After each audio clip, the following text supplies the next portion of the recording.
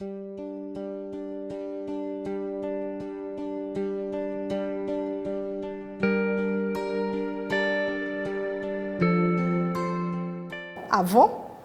la femme n'héritait pas. Maintenant, les choses ont évolué et donc les enfants ne sont plus héritiers exclusifs.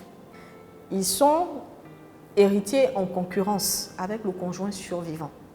Le conjoint survivant, en présence d'enfants dans le couple, a le quart des biens successoraux.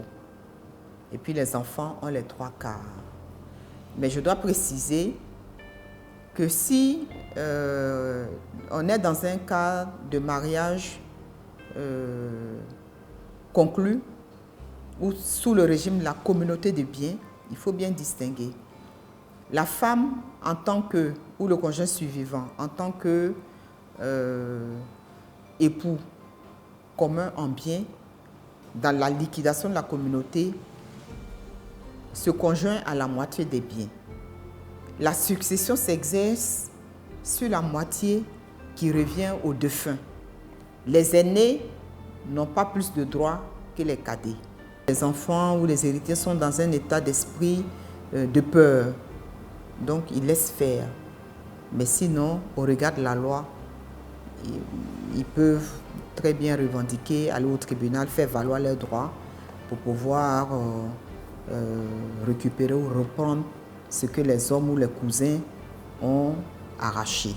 Quand les enfants ne sont pas encore majeurs, c'est leur père ou mère vivant qui s'en occupe, donc qui vont gérer, on va dire, l'héritage jusqu'à ce qu'ils deviennent majeurs.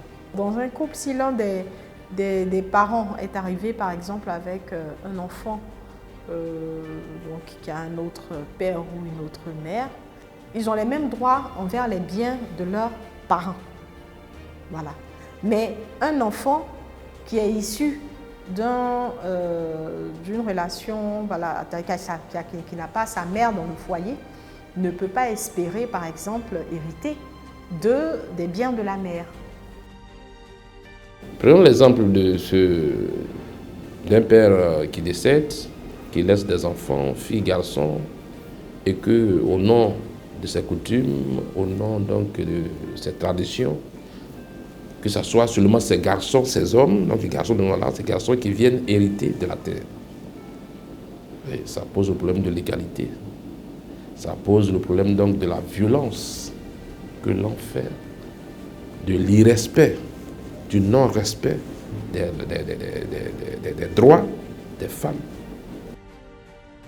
Par exemple, nous sommes dans le domaine du droit foncier. Quand vous privez la femme de son droit à l'accès à la terre, est une violence basée sur le genre. Et dénier ce droit-là est puni par la loi également. La reconnaissance des droits de la femme, c'est vrai, c'est un rêve, mais c'est un rêve qui est réalisable. Il est beaucoup réalisable si chacun, du niveau où il se trouve, joue effectivement le rôle qui est le sien. Quand je prends le cas de la communauté elle-même, la communauté elle-même devra se rendre compte que quand on vit ensemble, on ne doit pas poser des actes pour pouvoir léser telle ou telle personne. Au nom de la cohésion, ça c'est d'un. Et puis au niveau toujours de la communauté, c'est de ne pas hésiter d'aller vers, de ne pas hésiter à comprendre, à chercher, à s'informer. Et l'information, ce n'est pas ça qui manque.